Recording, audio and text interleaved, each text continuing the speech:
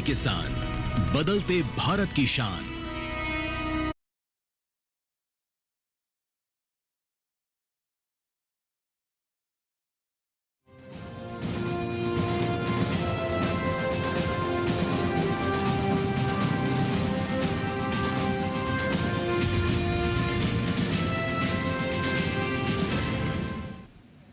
नमस्कार, किसान समाचार में आप सभी का स्वागत है। सबसे पहले मुख्य समाचार।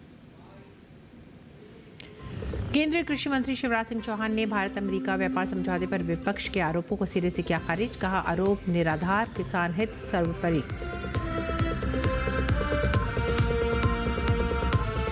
व्यापार समझौते में किसी भी राष्ट्रीय हितों के साथ समझौता नहीं। वाणिज्य मंत्री पीयूष गोयल ने कहा, आज का भारत मजबूती, आत्मविश्वास के साथ व्यापार समझौतों पर कर रहा है बातचीत। अमेरिका के साथ समझौतों में किसानों के लिए होंगे पर्याप्त सुरक्षा उपाय। फार्मर आईडी बनाने में शिवहर जिला पूरे बिहार में रहा अव्वल। प्रधानमंत्री किसान सम्मान निधि योजना से जुड़े किसानों में से 50.67% का फार्मर आईडी तैयार। 11 फरवरी तक चलेगा फार्मर आईडी बनाने का अभियान। किसानों को अब कुल 9,000 रुपये का मिलेगा सालाना लाभ।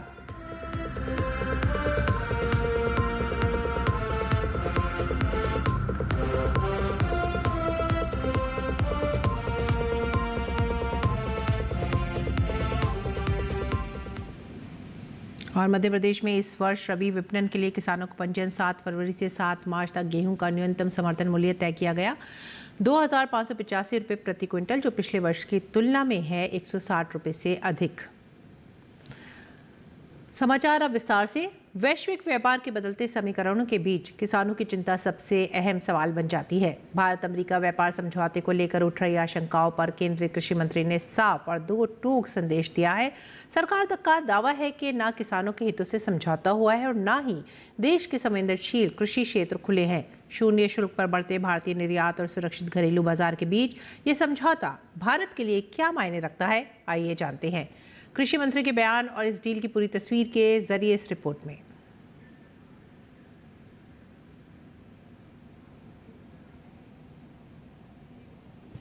आगे बढ़ेंगे अगली खबर की तरफ। प्रधानमंत्री नरेंद्र मोदी के नेतृत्व में भारत की बढ़ती हुई व्यापारिक पहुंच और दुनिया में विभिन्न देशों के साथ होते व्यापारिक समझौतों पर केंद्रीय वाणिज्य और उद्योग मंत्री पीयूष गोयल ने अपने विचार सामने रखे। केंद्रीय मंत्री पीयूष गोयल ने कहा कि मैं भारत के भविष्य को लेकर बहुत उत्साहित हूं। हमारी सरकार ने दुनिया भर में 38 देशों के साथ मिलकर कई समझौते किए हैं। ये 38 देश विश्व जीडीपी के एक बहुत बड़े हिस्से का प्रतिनिधित्व करते हैं, जिसे अंतर्राष्ट्रीय स्तर पर हमारे किसानों, मछुआरों, श्रमिकों, व्यवसायियों, निवेशकों को बहुत से अवसर मिलेंगे। I'm very excited about the future of India.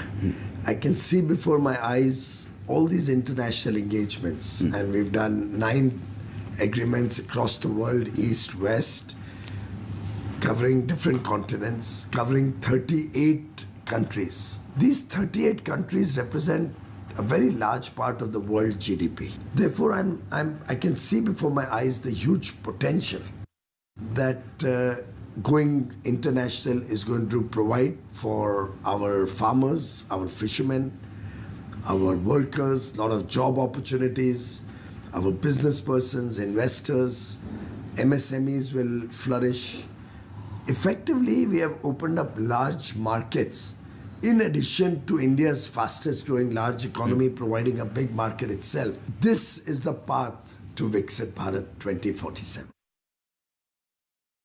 केंद्रीय मंत्री ने आगे कहा कि प्रधानमंत्री मोदी बहुत ही फोकस्ड हैं। अगर भारत को एक विकसित देश बनाना है तो हमें दुनिया के अन्य विकसित देशों के साथ काम करना होगा और इसीलिए उनका फोकस व्यापार संबंधों को विस्तारित करने, विकास और व्यवसाय के लिए अवसर खोलने पर है।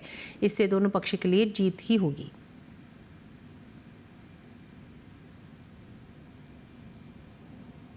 फार्मर आईडी निर्माण के मामले में शिवहर जिला पूरे बिहार में अव्वल रहा है। प्रधानमंत्री किसान सम्मान निधि योजना से जुड़े किसानों में से 50.67% का फार्मर आईडी तैयार कर जिले ने राज्य में पहला स्थान प्राप्त किया है।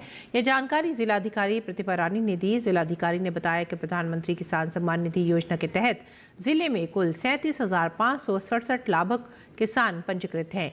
इनमें से अब तक 19,035 किसानों का फार्मर आईडी बनाया जा चुका है। इसके साथ ही प्रधानमंत्री किसान सम्मान निधि से इतर जिले के उन किसानों को भी फार्मर आईडी मिल सकती है जिनके नाम से स्वयं की भूमि है। ऐसे कुल 31,315 कृषकों का फार्मर आईडी निर्माण पूरा किया जा चुका है। जिला अधिकारी ने स्पष्ट किया कि प्रधानमंत्री किसान सम्मान निधि योजना की 22वीं किस्त प्राप्त करने के लिए फार्मर रजिस्ट्री अनिवार्य कर दी गई है। इसके साथ ही बिहार सरकार द्वारा घोषित जन नायक कर्पूरी ठाकुर किसान सम्मान निधि योजना के तहत किसानों को सालाना 3,000 रुपये अतिरिक्त सहायता दी जाएगी। इस प्रकार किसानों को अब कुल 9,000 रुपये का लाभ मिलेगा, जिसके लिए फार्मर आईडी आवश्यक है। एग्रीस्टेक योजना के तहत किसानों की फार्मर रजिस्ट्री और फार्मर आईडी निर्माण का अभियान अब 11 फरवरी तक चलेगा। आगे बढ़ेंगे अगली खबर की तरफ जानते हैं देश भर का मंडी भाव।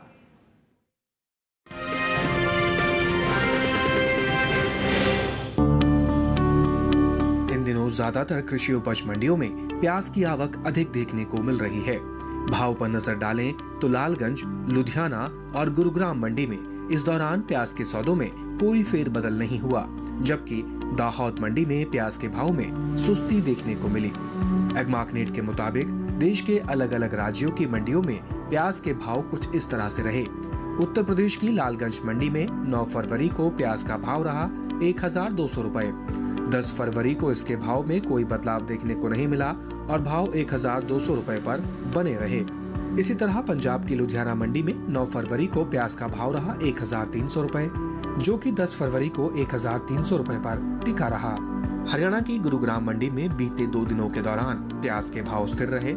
यहाँ 9 और 10 फरवरी को प्याज 1,500 रुपए पर बिकी, जबकि गुजरात की दाहोद मंडी में प्याज का कारोबार कमजोरी के साथ हुआ। यहाँ 9 फरवरी को प्याज का भाव था 1,500 रुपए। 10 फरवरी को इसके सौदे 100 रुपए गिरकर 1,400 रुपए पर हुए।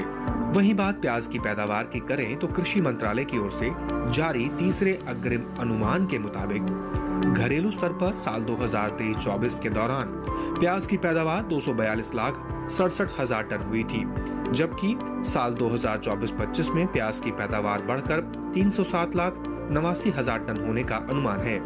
यानी इस साल प्याज की पैदावार करीब 65,22,000 टन की बढ़ोतरी देखी जा सकती है। सरकार ने प्याज की कीमतों को नियंत्रित रखने के लिए भंडारण व्यवस्था, बफर स्टॉक और सप्लाई चेन को मजबूत करने पर खास ध्यान दिया है। कटाई के बाद होने वाले नुकसान को कम करने के लिए सरकार कोल्ड स्टोरेज और कोल्ड चेन इंफ्रास्ट्रक्चर के विकास को बढ़ावा दे रही है, ताकि प्याज लंबे समय तक सुरक्षित रखा जा सके। इसके साथ ही मांग और आपूर्ति के संतुलन को बनाए रखने के लिए जरूरत पड़ने पर निर्यात नीतियों में भी बदलाव किए जाते हैं।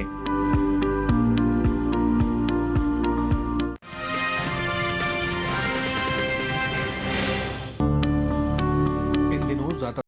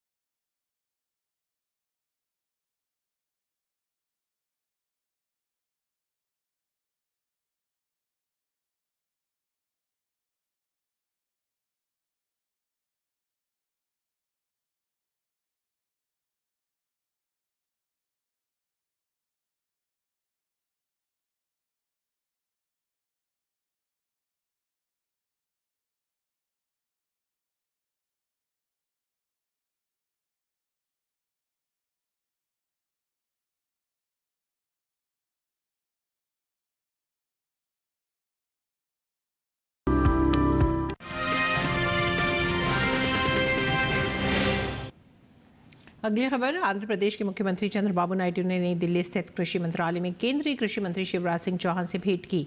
इस दौरान राज्य में कृषि एवं किसान कल्याण से जुड़े विभिन्न महत्वपूर्ण मुद्दों, योजनाओं की प्रगति तथा भविष्य की संभावनाओं पर विस्तृत और सार्थक चर्चा हुई। नायडू ने आंध्र प्रदेश के किसानों की आवश्यकताओं, फसल विविधीकरण, मूल्य संवर्धन, सिंचाई प्रसंस्करण तथा कृषि आधारित उद्योगों के विस्तार से जुड़े विषय केंद्रीय मंत्री के समक्ष रखे। केंद्रीय मंत्री शिवराज सिंह चौहान ने राज्य की प्राथमिकताओं को गंभीरता से लेते हुए आश्वासन दिया कि आंध्र प्रदेश की कृषि संबंधी सभी प्रमुख समस्याओं का समाधान त्वरित एवं प्राथमिकता के आधार पर किया जाएगा। अकेले आंध्र का योगदान लगभग 10% है और उनके विजनरी लीडरशिप में हॉर्टिकल्चर का हब एपी बन रहा है। कैजू, कोको, कॉफी, कोकोनट, अभी नए बजट में जो अनाउंस की गई है विशेष योजनाएं, उन पर तेजी से आंध्र प्रदेश काम कर रहा है और मुझे पूरा विश्वास है कि आत्मनिर्भर भारत के लिए आत्मनिर्भर आंध्र प्रदेश और आंध्र प्रदेश की आत्मनिर्भर कृषि बनाने में उनके नेतृत्व में आंध्र प्रदेश पूरी तरह से सफल होगा। हमने एक टीम बनाई है भारत सरकार की तरफ से जो आंध्र के एग्रीकल्चर के रोड मैप को और बेटर बनाने में हम क्या सहयोग कर सकते हैं, योजनाओं के माध्यम से भी और साइंटिफिक तरीके से भी, उसके लिए हम मिलकर काम करेंगे। उन्होंने कहा कि कृषि मंत्रालय आंध्र प्रदेश सरकार के साथ मिलकर उन क्षेत्रों में उत्पादन, प्रसंस्करण, निर्यात, संवर्धन और किसानों की आय वृद्धि के लिए व्यापक रणनीति तैयार करेगा। इसके लिए मंत्रालय की विशेषज्ञ टीम राज्य सरकार के साथ समन्वय स्थापित कर विस्तृत कार्य योजना और रोड मैप तैयार करेगी ताकि योजनाओं का लाभ सीधे किसानों तक पहुंच सके। चौहान ने यह भी कहा कि उच्च उत्पादकता और कृषि संभावनाओं को देखते हुए आंध्र प्रदेश को एक अग्रणी कृषि विकास मॉडल के रूप में विकसित करने की दिशा में ठोस कदम उठाए जाएंगे। कोको डेवलपमेंट बोर्ड सहित संबंधित संस्थाएं पहले से ही इस दिशा में सकारात्मक भूमिका निभा रही हैं। उन्होंने मंत्रालय के अधिकारियों को निर्देश दिया कि राज्य सरकार को जुड़े सभी लंबित मुद्दों से शीघ्र निस्तारण सुनिश्चित किया जाए तथा भविष्य की योजनाओं को प्रभावी और परिणाम उन्मुख तरीके से आगे बढ़ाया जाए। मुख्यमंत्री श्री चंद्रबाबू नायडू ने केंद्रीय मंत्री श्री शिवराज सिंह चौहान को बधाई देते हुए कहा कि उनके नेतृत्व में देश का कृषि क्षेत्र नई ऊंचाइयों को छू रहा है। केंद्रीय मंत्री शिवराज सिंह चौहान असम दौरे पर हैं और इस दौरान उन्होंने केंद्रीय बजट की सराहना करते हुए कहा कि यह बजट असम और नॉर्थ ईस्ट के विकास के लिए एक मजबूत ब्लूप्रिंट है, जिससे नॉर्थ ईस्ट के लिए विकास के नए दरवाजे खुलेंगे। उन्होंने कहा कि यह बजट विकसित भारत का पूरा खाका है, जिसके चलते 140 करोड़ भारतीयों के सपनों को नई उड़ान मिलेगी। ये बजट केवल आंकड़ों का दस्तावेज नहीं, 140 करोड़ भारतवासियों के सपनों को नई उड़ान के लिए ऊंचा आकाश खोलने का काम करता है। भारत आसाम और नॉर्थ ईस्ट की प्रगति और विकास के नए द्वार खोलता है। मित्रों, ये बजट समाज के हर वर्ग, हर जाति, हर प्रदेश और विशेषकर पूर्वोत्तर को सशक्त बनाने का ब्लूप्रिंट है। लोकसभा में कई दिनों के गतिरोध के बाद मंगलवार को दोपहर बाद सदन की कार्रवाई सुचारू रूप से चली। बजट पर चर्चा के दौरान कांग्रेस की ओर से सांसद शशि थरूर ने हिस्सा लिया और सरकार की आर्थिक नीतियों पर अपने विचार सामने रखे। कांग्रेस सांसद शशि थरूर ने पीएम किसान सम्मान निधि के तहत किसानों को दी जाने वाली आर्थिक मदद का मुद्दा उठाया और कहा कि सरकार को 2000 की राशि बढ़ाने पर ध्यान देना चाहिए। समाजवादी पार्टी की ओर से अखिलेश यादव ने बजट चर्चा में हिस्सा लिया। भुवनेश्वर में भारतीय जनता पार्टी की सांसद अपराजिता सारंगी ने बजट का समर्थन करते हुए सरकार की प्राथमिकताओं को सदन के सामने रखा।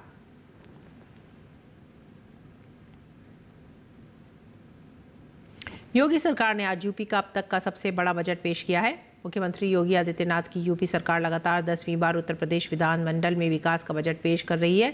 वित्त मंत्री सुरेश कुमार खन्ना ने विधानसभा में बजट को पेश किया। इस बजट में योगी आदित्यनाथ सरकार ने युवाओं, महिलाओं, किसानों और बुनियादी ढांचे के विकास पर विशेष ध्यान केंद्रित किया है। वहीं प्रदेश की प्रति व्यक्ति आय 1,09,844 रुपये आंकलित की गई है और ये बजट में युवाओं के लिए एक बड़ी खुशखबरी है। इसके साथ ही 9 लाख से ज़्यादा युवाओं को पहले ही प्रशिक्षित किया जा चुका है। 5 लाख से अधिक युवाओं को विभिन्न कंपनियों में नौकरी दिलाई गई है। प्रदेश में बेरोजगारी दर घटकर मात्र 2.24% रह गया है। और अब चलते हैं साइबर सिटी गुरुग्राम, जहां पर ग्रामीण परंपराओं, लोक कलाओं और महिला उद्यमिता के रंगों से सराबोर सरस आजीविका मेला 2026 का शुभारंभ हुआ। 10 फरवरी से 26 फरवरी तक चलने वाले इस मेले में मिनी भारत की जीवंत झलक देखने को मिली। देश भर की 900 से अधिक लखपति दीदियां इस आजीविका मेले में शामिल हो रही हैं। चौथे सरस मेले में क्या है विशेष? ग्रामीण विकास मंत्रालय के संयुक्त सचिव स्वाति शर्मा से बात की हमारे सहयोगी धीरज कुमार ने। गुरुग्राम में 10 फरवरी से सरस आजीविका मेला का आयोजन किया जा रहा है और इस मेले के जरिए किस तरीके से लखपति दीदी यहाँ पहुँच रही है और किस तरीके से महिला सशक्तिकरण किया जा रहा है, इस मुद्दे पर बात करने के लिए हमारे साथ ग्रामीण विकास मंत्रालय की संयुक्त सचिव स्वाति शर्मा मौजूद हैं। मैडम, ये जो आयोजन हो रहा है, इस आयोजन का मकसद क्या है? 15 अगस्त 2023 को 77वें स्वतंत्रता दिवस पर माननीय प्रधानमंत्री जी ने लखपति दीदी बनाने की घोषणा की थी। उन्होंने कहा था कि उनका सपना है कि 2 करोड़ दीदियां लखपति बनाई जाएं। अगले साल जब ग्रामीण विकास मंत्रालय इसमें बहुत सशक्त होकर काम करने लगा तो ये टारगेट हमारा बढ़ाकर 3 करोड़ कर दिया गया। और उसका पर्पज़ ये था कि उन्होंने ये कहा कि आप सिर्फ महिलाओं की जो मार्केटिंग की व्यवस्था है सिर्फ उन्हीं को ना करें, आप इनका एक कॉम्प्रिहेंसिव इकोसिस्टम डेवलप कैसे कर सकते हैं, आप महिला सशक्तिकरण के लिए उनके बैंक लिंकेजेस पे कैसे अच्छे काम कर सकते हैं, उनकी उद्यमता को कैसे बढ़ा सकते हैं, एंटरप्रेन्योरशिप पर क्या काम कर सकते हैं, उस पर काम करिए।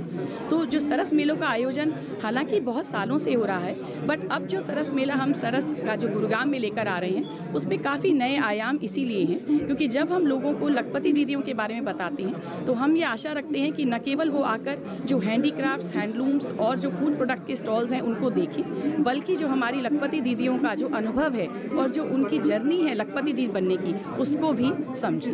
लोग जानने की कोशिश करेंगे कि क्या क्या लेके वो आएंगे और कैसे ये जो स्टॉल है वो सजेगा।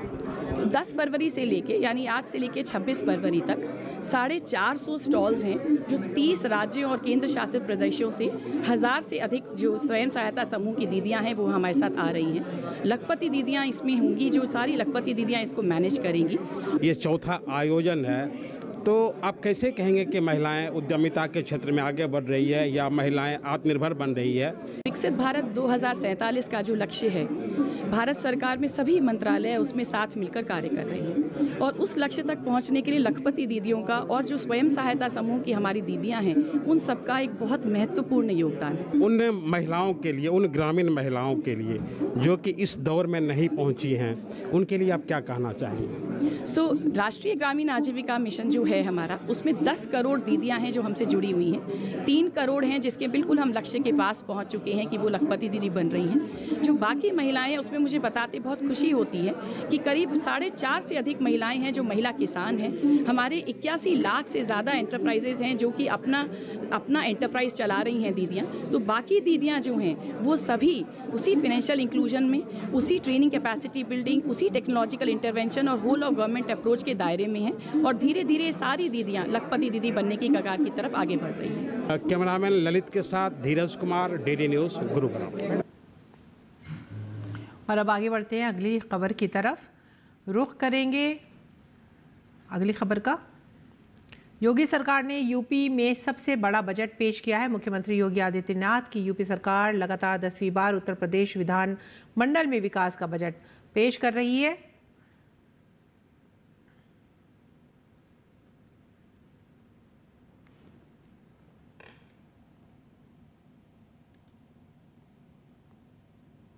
और उत्तराखंड में मुख्यमंत्री एकल महिला स्वरोजगार योजना का शुभारंभ हुआ है। मुख्यमंत्री पुष्कर सिंह धामी ने इस योजना का लाभ लाभार्थियों तक पहुंचाने के लिए प्रण लिया है।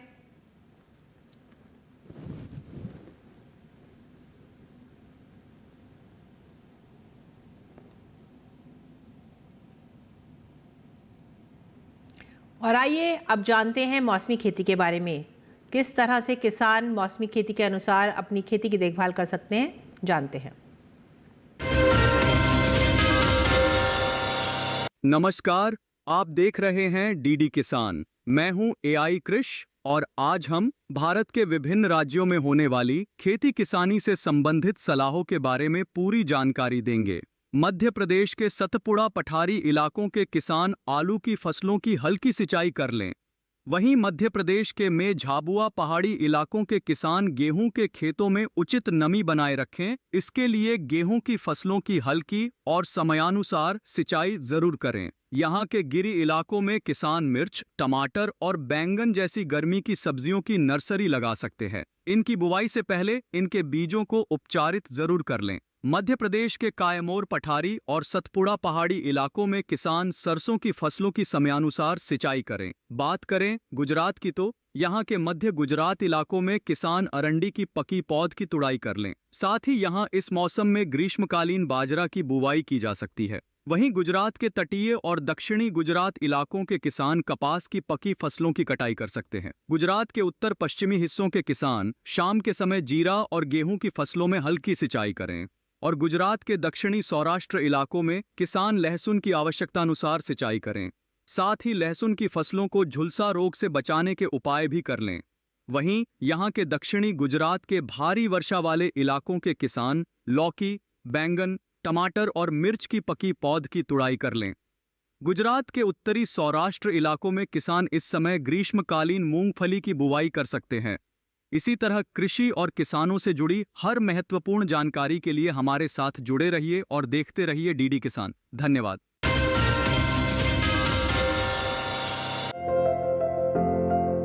ये समय बैंक